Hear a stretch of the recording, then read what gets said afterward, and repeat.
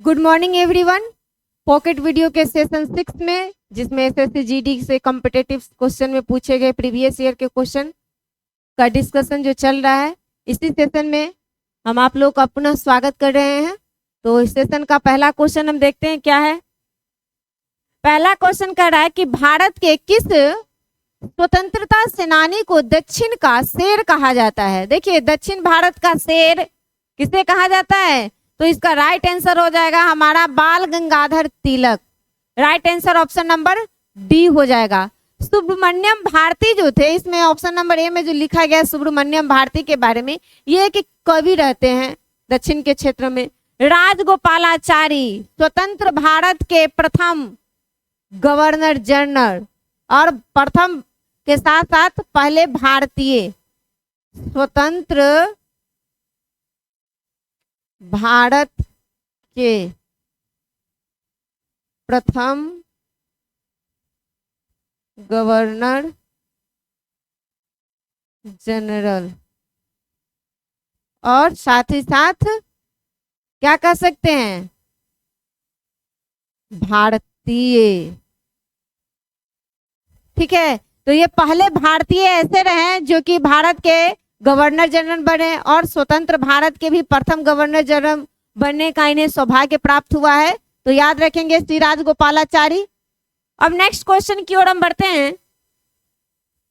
अगला क्वेश्चन कर रहा है कि अमरकंटक पठार से कौन सी नदी निकलती है। देखिए, अमरकंटक की पहाड़ी की बात जब आएगी तो दक्षिण भारत का यदि हम मैप देखेंगे और मिडिल भारत का, आप लोग थोड़ा सा, ये यहाँ पर एमपी और एमपी में यहाँ पर विंध्याचल की पहाड़ी है और इधर आएगी, इधर हम देखेंगे तो सतपुड़ा की पहाड़ी, यहाँ विंध्याचल, इसी बीच में अमरकंटक की पहाड़ी है और यहाँ से एक नदी निकलती है जिसका नाम है नर्मदा। तो ये नर्मदा नदी है जो अमरकंटक की पहाड़ी से निकलती है और ये अरब सागर, क्योंकि अरब सागर इधर है हमारा बंगाल की खाड़ी और इधर क्या आएगा, हिंद महासागर। तो ये नर्मदा नदी एस्चुरी बनाती है। देखिए, भारत में दो प्रमुख नदियां हैं जो कि एस्चुरी का निर्माण करती है, डेल्टा का निर्माण नहीं करती है, जिसमें एक आता है नर्मदा और दूसरा हमारा आ जाता है ताप्ती। नर्मदा और ताप्ती, ताप्ती ये दोनों किस क्या बनाती है, एस्चुरी। कई बार यहाँ से क्वेश्चन भी पूछा गया है कि एस्चुरी बनाने वाली भारत की कौन सी नदी है, तो नर्मदा और ताप्ती। और एक और याद रखेंगे कि ताप्ती नदी है जो कि भ्रंश घाटी से होकर के बहती है। भ्रंश घाटी का मतलब हुआ है कि दो बड़े पहाड़ के बीचों बीच से होकर, यानी दो पहाड़ों के बीच से होकर के निकलने वाली ये नदियां हैं जो कि ताप्ती है और यह विंध्याचल, विंध्याचल और सतपुड़ा पहाड़ियों के बीच से होकर के निकलती है नर्मदा नदी। तो याद रखेंगे ये, सॉरी, ताप्ती नदी। तो इसका राइट आंसर अगर कहेंगे, कहा जाएगा कि कौन सा है, तो ऑप्शन नंबर बी हो जाएगा इसका राइट आंसर, नर्मदा नदी जो कि अमरकंटक की पहाड़ी से निकलती है।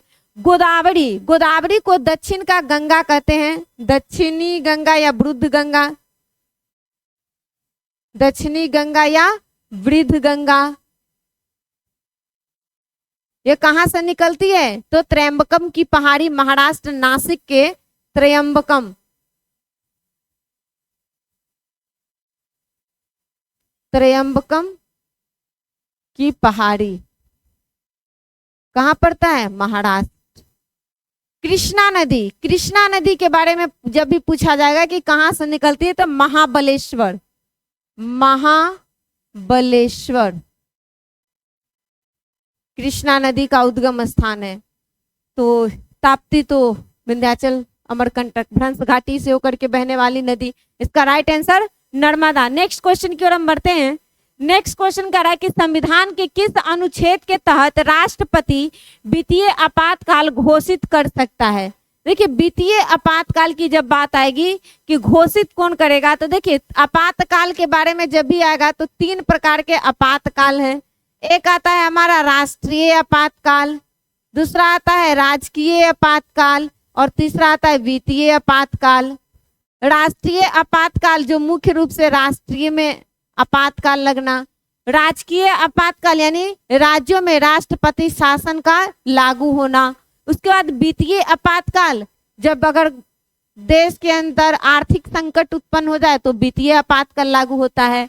तो राष्ट्रीय आपातकाल 352 में, राजकीय आपातकाल 356 में और वित्तीय आपातकाल 360 में। तो इसका राइट आंसर कौन हो जाएगा? ऑप्शन नंबर सी।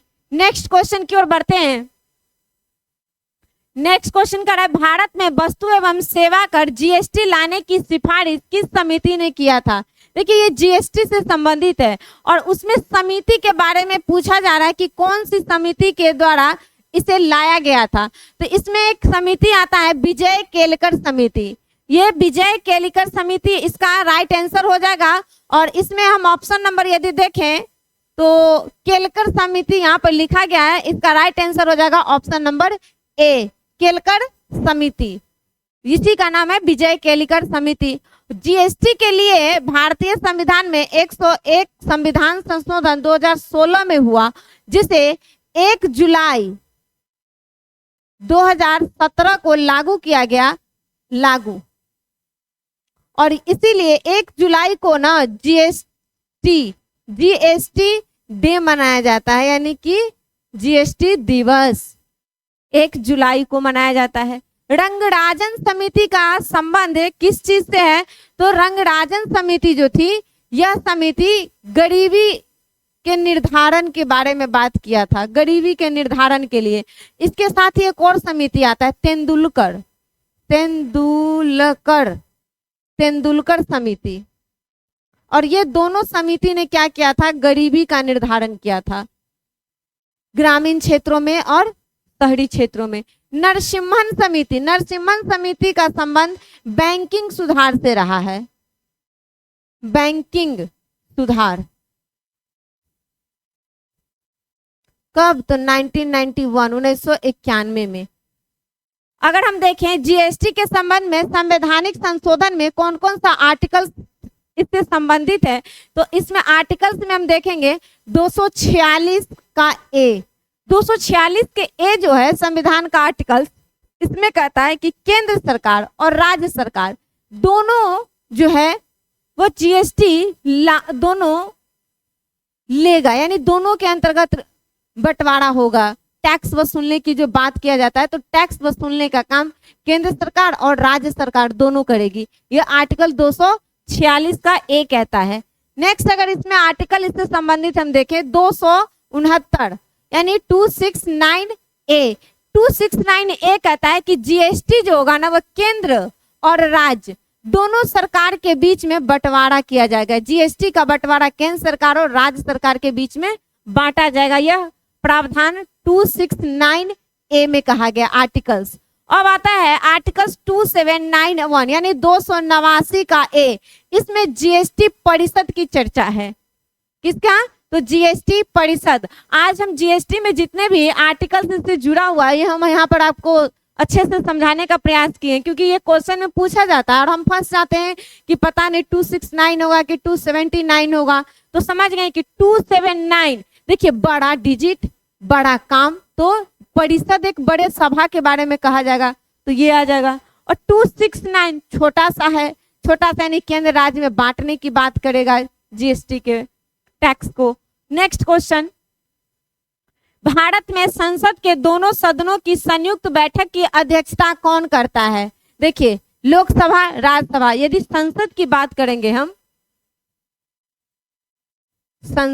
संसद में ना तीन, एक तो सभा की बात करेंगे तो दो है, लेकिन संसद का निर्माण अगर करेंगे तो लोकसभा, राज्यसभा और राष्ट्रपति, ये तीनों मिल करके संसद का निर्माण करते हैं। यानी संसद के 3 अंग होते हैं, लोकसभा, राज्यसभा और राष्ट्रपति, लेकिन 2 सभा होते हैं, एक लोकसभा और एक राज्यसभा। लोकसभा और राज्यसभा में जब कभी किसी मुद्दा को लेकर के लड़ाई हो जाएगा, दोनों में एक दूसरे के कट्टिस, ना हम दोनों से बात करेंगे ना तू हमसे बात करो एकदम, तो जब ऐसी परिस्थिति होगी तो इसके मेंबर को और इसके मेंबर को दोनों के मेंबर को कहेगा कि आ जाओ आ जाओ आ जाओ दोस्ती कर लो। तो दोस्ती करने के लिए जो बुलाया जाएगा, दोस्ती करने के लिए तो जो नंबर डायल किया जाता है वो है 108। कौन सा नंबर हम डायल करेंगे दोस्ती के लिए? 108। तो ये 112 मत डायल कर लीजिएगा, ये 108 है, ठीक है। तो 108 नंबर डायल करेंगे, लोकसभा राज्यसभा में हुए झगड़ों को समाप्त करेंगे। और ये डायल कौन करेगा? तो लोकसभा के अध्यक्ष। क्यों?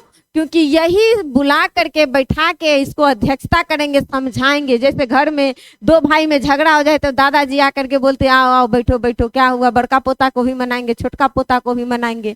जस्ट लाइक वही बड़ा पोता छोटा पोता यानी कि बुढ़ा का। ये देखिए लोकसभा को हम लोग क्या कहते हैं? युवाओं का सभा। और राज्यसभा को क्या कहते हैं? बुढ़ाओं का सभा। तो ये दोनों में लड़ाई होगा तो दोनों का जो बीच का है, तो ये दोनों के जो सदस्य हैं उनको लेकर के एक जगह पर बैठाने का काम करेंगे। और उसकी अध्यक्षता जो करेगा तो 108 डायल करेंगे, अर्थात आर्टिकल 108 में इसके बारे में चर्चा है, संयुक्त अधिवेशन के बारे में। और इसकी अध्यक्षता कौन करेगा? लोकसभा के अध्यक्ष। आज आपका ये क्लियर ही हो गया होगा पूरी तरह से, इसमें कोई भी संशय नहीं रहना चाहिए। इसका राइट आंसर अगर आप देखते हैं तो सी हो जाएगा, लोकसभा अध्यक्ष।